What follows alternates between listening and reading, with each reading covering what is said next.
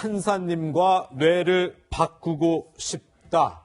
아유, 참, 말도 무섭게 하네요. 그런데 이제 고유정의 최후 진술 내용인 거죠? 사실 최후 진술이 3주 정도 미루어졌습니다. 그렇죠, 그래서 예. 최후 진술에 어떠한 내용이 좀 나올까 고민을 했는데 네. 사실 일반적인 사건, 형사사건의 최후 진술과 대동소이한 진술이 나왔고 네네.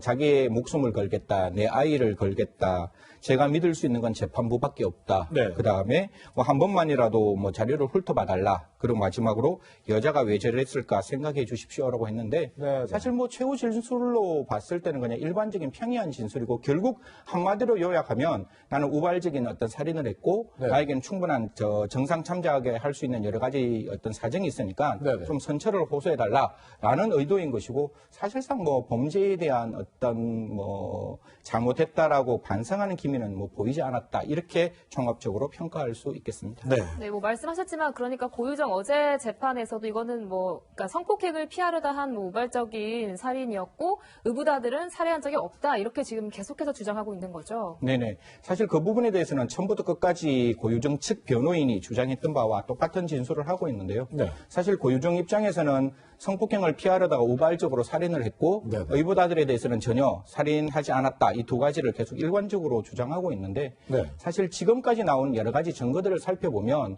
과연 성폭행을 피하려고 했는 피해자의 모습과는 분명히 다른 모습들이 있습니다. 사실 성폭행이 일어나는 경우에 있어서 그 피해자가 가해자의 반항이 응합되면 그 장소를 떠나는 게 네. 일반적인 방법인데 그게 아니라 그 장소에서 자체를 진짜 우리가 말로 설명할 수 없을 정도로 네네. 심각하게 훼손했다. 이런 부분들이 나오기 때문에 이 부분은 법원이 보통 형사재판에서 어떻게 이야기하는가 하면 우리는 증거에 의한 재판을 네. 하도록 되어 있고 그 증거에 의한 재판이 논리칙과 경업칙에 맞게 최정법칙 위반되지 않도록 합리적 의심이 없는 고도의 개연성을 만들어낸다면 유죄 판결을 할 수 있을 것이니까요. 예, 예. 최후 진술에서 고유정이 뇌를 바꾸고 싶다라고 했는 말 자체가 형량 판단이나 아니면 유무죄 판단에 달리 판단할 것은 아니고 당의 재판부는 그전 말씀드리지만 형사소송법에서의 원칙에 맞추어서 경험칙과 논리칙에 맞는 증거를 통해서 합리적 의심이 없는 고도의 개연성에 맞는 어떤 유무죄 판단을 해주시고 이에 합당한 형량을 부과해 주시기를 부탁드리겠습니다. 네. 그런데 네. 결심 공판 3주 정도 미뤄졌으면 그만큼 고유정한테도 3주라는 시간이 생긴 셈이었는데 네네네. 그럼 고유정 측에서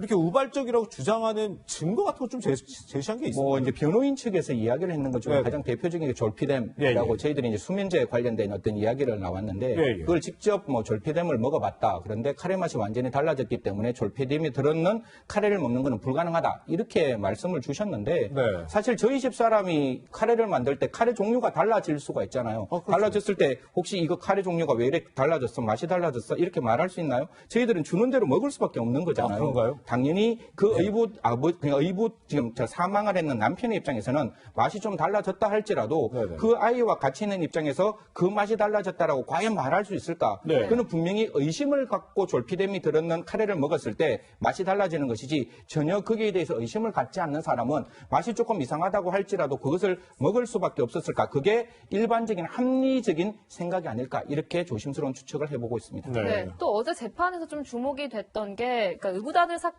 대해서 재판부가 직접 질문지를 준비해서 고유정에게 질문을 했다는 거거든요. 네네네. 어떤 내용이었습니까? 한 5가지 정도를 물었는데요. 첫 번째, 수면제를 왜 구입하느냐? 수면제를 왜 구입하였느냐? 두 번째는 부부싸움을 하는데 부부싸움하면 그 싸움의 주제를 맞추어야 되는데 뜬금없이 왜 남편의 잠버릇에 관련된 이야기를 했느냐? 세 번째, 굉장히 중요한 게 고유정 측 입장에서는 사망한 남편의 아이가 자기의 친자고 지금 현 남편의 아이는 의부다들이거든요. 그러면 네. 친자를 먼저 데리고 오는 게 일반 상식적인데 왜 의부다들을 먼저 데리고 오게끔 했느냐? 이런 질문을 하는데 네. 그 당시에 고유정이 했던 말은 기억나지 않는다. 그리고 싸우는 과정에서 화제를 전환하려고 하였다. 이런 이야기를 해서 재판을 관청했는 재판을 본 기자들의 입장에서는 좀 앞뒤가 맞지 않는 이야기를 하고 있다. 그리고 방청석에서도 거짓말을 하는 것이 아니냐 이런 얘기가 나왔고 재판부에서 2가지 정도를 조금 더 구체적으로 물었는데 왜 그 매트 같은 거를 치웠느냐. 그리고 어머니하고 전화했을 때 돌연 도련사라는 것은 계획을 통해서 만드는 것이 아니냐 이렇게 물었을 때 매트 치운 것은 남편과 동의했는 것이고 의붓 그러니까 아들이 사망하고 난 다음에 도련사라고 이야기했는 것은 절대로 계획적인 범행이 아니다. 이 부분에 대해서는 단호하게 부인을 했다고 그렇게 알려지고 있습니다. 네. 네. 근데 판사님과 뇌를 바꾸고 싶다. 이 말이 뭐 계속 화제가 되고 있는데 피고인들이 이렇게 뭐 판사를 얘기하면서 이렇게 자신의 억울함을 뭐 주장하고 이런 경우가 좀 흔히 있나요? 뭐 지금 같은 경우에는 사실상 고유정의 선택지는 두 가지밖에 없습니다. 네, 네. 자기의 어떤 자유가 완전히 박탈되는 무기징역 네. 혹은 자기의 생명이 앗아갈 수 있는 사형 선고 네. 두 가지의 선택지를 놓고 최후 변론을 함에 있어서 자기가 갖고 있는 가장 대표적인 어떤 감정에 호소할 수 있는 단어를 사용할 수밖에 없는 거거든요. 그러면 네. 자기 입장에서 자기의 내용이 분명히 우리가 비이성적인 진술을 하고 있을 때 할 수 있는 유일한 말은 내가 비진술적인 진술을 한다 할지라도 이 비진술적인 진술이 나의 마음속에는 그게 진실이다. 그러면 뇌를 바꾸어서 판단해 보면 판사님도 이렇게밖에 진술을 할 수 없지 않느냐. 네. 이렇게 자기 자신을 옹호하는 진술이기 때문에 거듭 말씀드리지만 최후 진술이 뇌를 바꾸고 싶다고 해서 판사님이 정말 뇌를 바꿀 수 있는 것도 아니고 그렇죠. 거듭 말씀드리지만 논리칙과 경험칙에 맞는